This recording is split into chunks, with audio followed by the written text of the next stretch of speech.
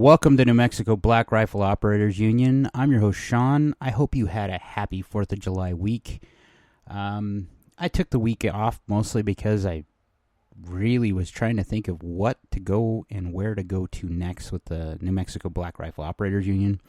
You know, I've had these moments before. We're in this weird political season where we kind of won in a huge way with the Chevron deference ruling, and there's not a whole lot that can happen nowadays without movement in Congress now. They've basically defanged the ATF, so the ATF can't make these arbitrary laws now. They have to do it through the legal process. And there hasn't been a lot of new gadgets that I wanted to cover. You know, I'm not one of those gun show guys or the trade show guys that gets to go to those trade shows. And at that, I would probably still, be kind of like the old school guy. The new school guys that I'm talking about, the gun tubers, they usually get stuff shipped to them. I don't have a big enough audience for that. I do this mostly for fun. But what I was going to talk about today kind of has been a reoccurring theme in my life lately. And I'm going to call it decision paralysis. And you know what I'm talking about. We all have that friend, or maybe you're doing it, or maybe I know I've done it in the past, where you're hemming and hawing about a decision about a gun, an accessory, maybe a caliber. In some cases, if you're really, really weird colors of accessories. For me, there's only two colors of accessories for guns. And it's either black or FDE. But what I'm talking about is when it comes to colors that are weird.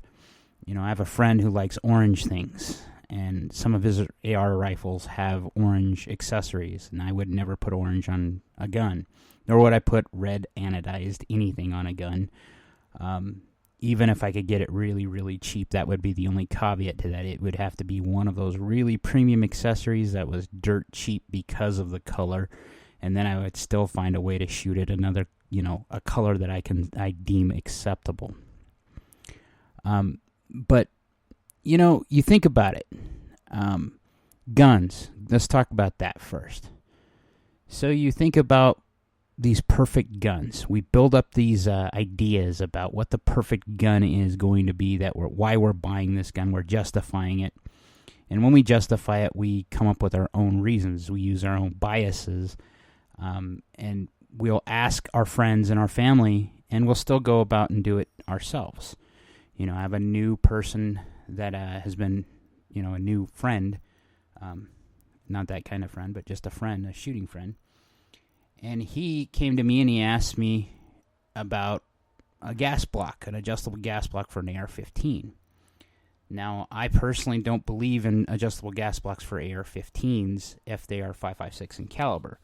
Why? Because the adjustability of a gas block is great if you're going to suppress something, but if you're suppressing a 5.56, it's kind of a dumbass idea if you ask me. And here's why. If you're trying to suppress a velocity-dependent round, like the 5.56 or the 5.45, that means that they are not doing the damage because of kinetics or the size of the bullet. They're doing it based off of speed. So they're using little bitty rounds, little bitty bullets, traveling at extreme speeds. And that's how they generate the energy to knock something down or to tear something apart or to inflict damage on a target and be effective.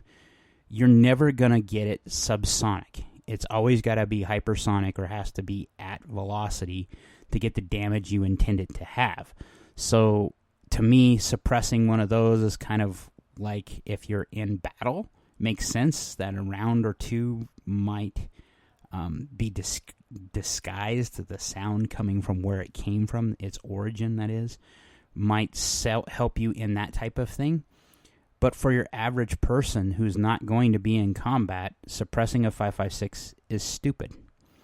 Now, suppressing something like a 6.5 Grendel or a 6.5 Creedmoor or a 308 or a 300 Blackout, guns that are designed for that and have more bullet mass that will translate to the energy to the target and actually do it effectively, that makes sense to me. So having an adjustable gas block for something like that makes sense because depending upon the load you're using, you're going to have to adjust the gun so that it cycles correctly with that much energy. .300 black, I know of loads that are hypersonic, that are pushing at full speed, and I know some that are made with pistol rounds that are made to be silent, made to be suppressed. Same thing goes for 9mm 45 ACP. 45 ACP in general is suppressor ready already. Those calibers make sense to me. So that adjustable gas block doesn't make sense unless it's for a purpose. And that's where I find myself a lot of the time. I'll have one of my friends come to me, and they'll say, "Hey, I'm determined to buy this. What do you think about it?" And I'll give an honest opinion. Sometimes it's good, and they're happy and they got their bias confirmed. Or I give them an unloaded, unbiased opinion that they're not ready for, and they continue and do it anyway, and then find out, oh, yeah, you're right. Case in point, that adjustable gas block.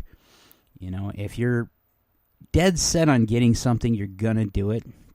And this cascades towards everything, whether it's guns, cars, whatever. But you notice it a lot in the 2A. The old adage is true, as much as I hate to admit it, because I've done this myself, where you buy something, you can barely afford the optics, or you can barely afford the next accessory that you want it to have, but you want it to be as close to that as you can get it. For me, it's been optics, where I've settled on buying cheaper optics, and I end up eventually buying the more expensive optic because the cheaper optic doesn't do what it's intended to do. Its clarity isn't there. It doesn't have the field drops that I want, or the bullet drop compensation that I want, more often than not. I have astigmatism, and yet I still have red dots on some of my guns. And it's because of look more so than functionality, to be honest. And I have to be honest with myself, because red dots are not functional for me. For me, I see a blurry red dot. It's never crisp and it's never clean. It will never be crisp and clean with my eyesight the way it is. Yet there's certain guns that it just kind of looks the part and should be there. Are they functional for a lot of people? Absolutely. Can I use them? Yes. Am I using them as effective as someone whose eyesight is better? Probably not. A lot of people use red dots, myself included, to co-witness with our iron sights. It's kind of a way of a backup to our irons, or our irons are a backup to our red dot. And that makes sense, and it means faster target acquisition. Maybe that is exactly why I don't like red dots on pistols, is because all I see is the fuzzy red dot, and I don't get any more accuracy out of it than I would out of the irons for, a pistol. So I don't see the practicality of it, and especially thinking that I'm going to have to buy a battery for the gun and test it, because I'm that kind of guy. If I'm going to carry something every day, I have to make sure that the dot's working and that the light is working if I have a flashlight on any of my guns. And I do on one of my Glocks.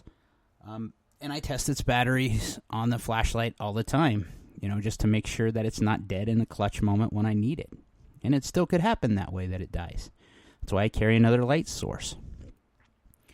I have friends that have gotten into this caliber debate, the 6.5 calibers. Is it better than a 308? Well, technically speaking, ballistically, it's supposed to be better, and it bucks the wind better and has less drop. Is it actually so much better that it is so life-changingly better than a 308 or a 30 caliber bullet? In my humble opinion, no. I would still much rather have a 308 than a 6.5 Creedmoor any day of the week, because I have load data that goes back forever between my dad, my uncles, my friends, my family, the other members of my family, and myself for the 308 caliber, that it doesn't make sense to try to make up all that data for the 6.5, being it's so new. Am I telling you not to get it? No, absolutely. And if you do you, boo. This is the whole cool part about the 2A, And then if you really want to see about that decision paralysis, look at those people that are stuck in between the AK world and the AR world, instead of realizing that you're an American and have both. And if you're smart, you'll have both. I have both. Which one do I prefer? That's really hard for me nowadays. I've talked about how much I love the Kalashnikov. It was my first black rifle. I will always have a soft spot for it. But if Western civilization kind of melted down, I probably would take my AR-15 because I know I could get parts for it. Magazines are everywhere for it, and the caliber. There is something to be said about the AR-15. It's just like those guys with the 1911 and the Glock, debate. I have personal experience with both caliber or both gun designs, and I can tell you, or both gun brands, I wouldn't say designs because they're technically the same gun design, is that 1911s, in my humble opinion, and from my practice, in my life, having had 3 or 4 of them now, and still have one in my collection that'll never go away because it was my dad's, is they have brand preferences towards ammunition. And maybe it's just because of the, how hot the cartridge is, it makes the gun cycle better. With both of them, what I found are both of my 1911s when I had 2 at the same time, is that Winchester white box ran flawlessly in them all the time.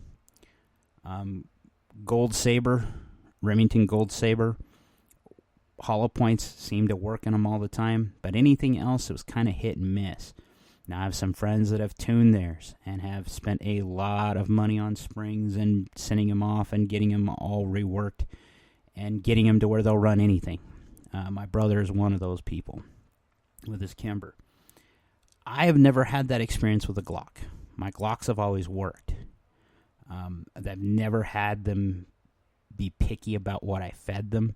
They kind of just run all the time. That said, I will tell you that there's nothing in the pistol world that'll beat a 1911's trigger, period. There's nothing. A really well-worked, machined 1911 trigger is a marvelous thing. It's always going to improve accuracy. They're always going to be accurate guns. So, those guys, those boomers that say, oh, you only need 1 round or you only need 7 rounds, I would tell you, take a shooting course, because once you get totally schooled in a shooting course where you're carrying 4 mags where one dude's carrying 1, maybe 2, and he goes through the whole course of fire with no reload, and that other mag he's carrying or she's carrying is just backup, that'll make you start thinking about if you actually do get in a firefight. And that's where I switched to the Glock. My 1911 that I had for years is a collector's item.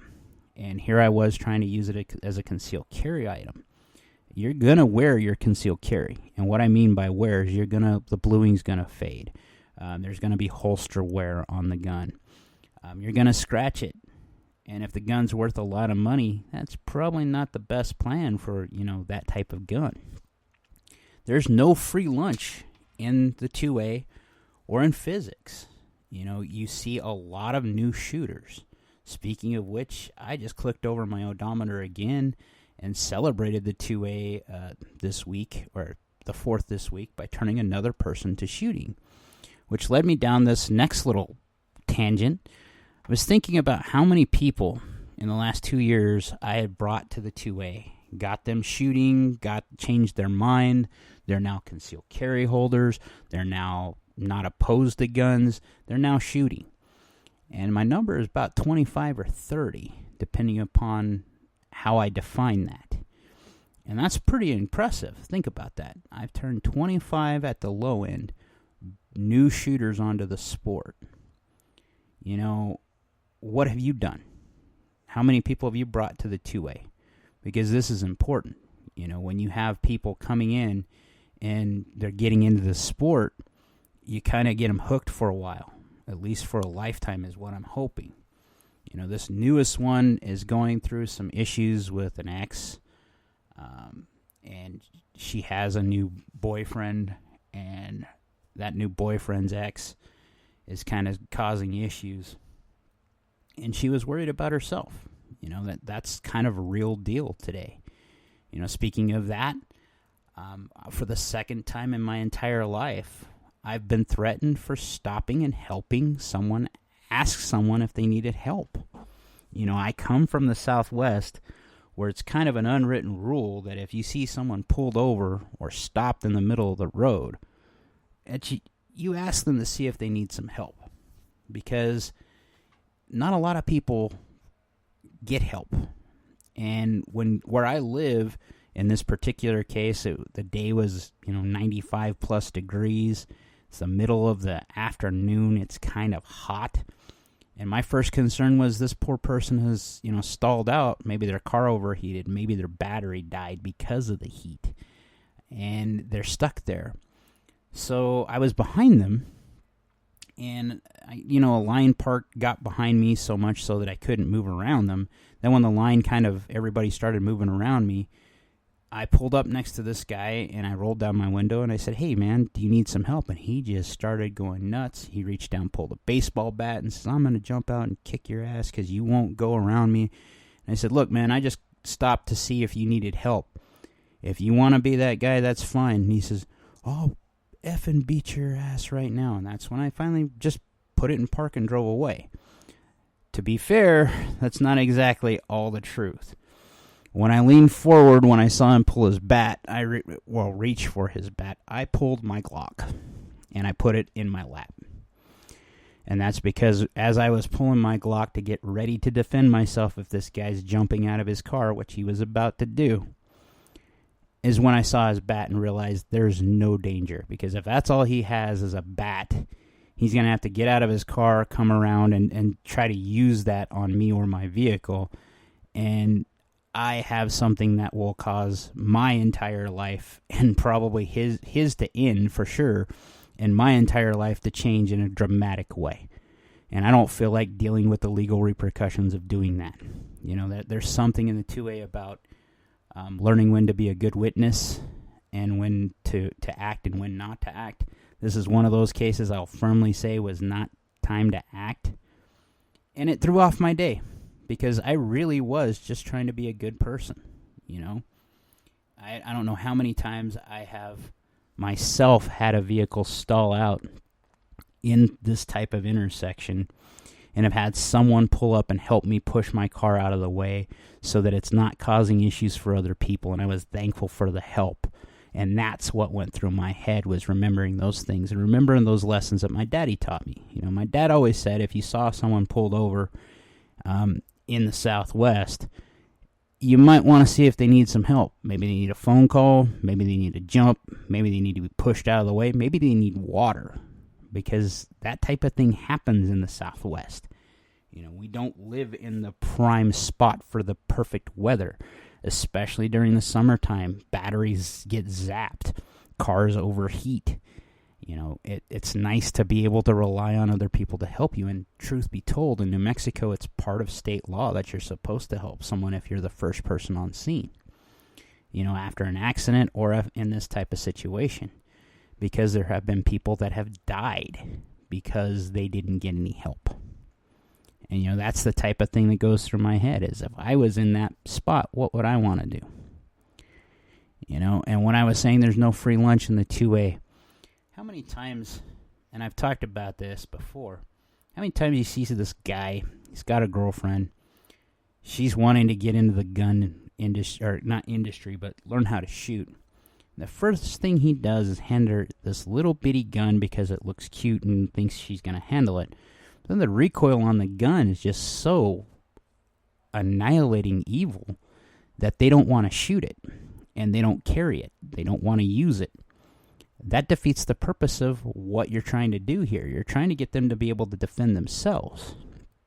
So what I always tell people is go to someplace like Sportsman's Warehouse and go ask them to look at some of these guns and hold them and see how they feel in your hand.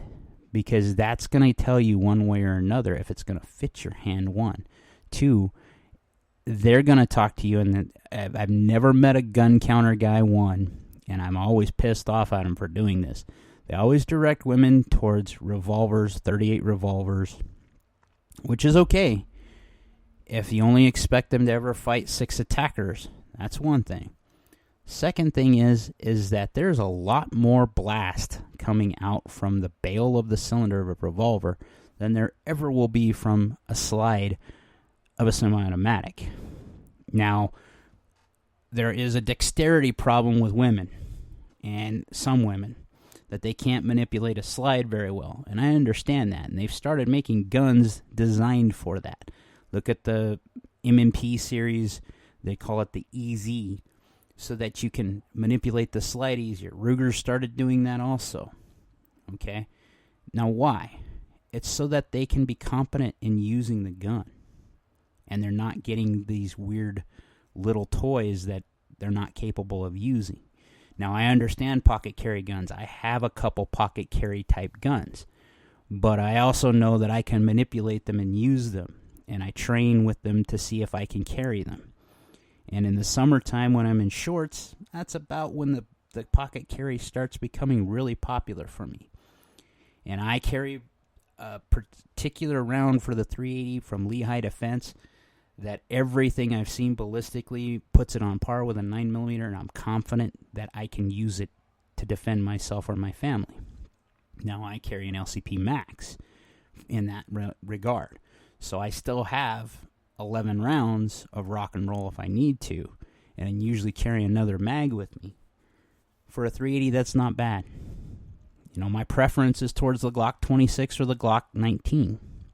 You know, if I had my way where I could carry everywhere all the time, it'd be my Glock 19 because I'm the most competent with it. You know, or my Glock 30 if I wanted to have a 45 ACP. But each one of them has 10 plus rounds. In the Glock 19, I have 15 plus the one in the pipe, so I have 16. That makes a difference in a firefight. You know? It's funny that the bias always stick, man. And I have my own biases.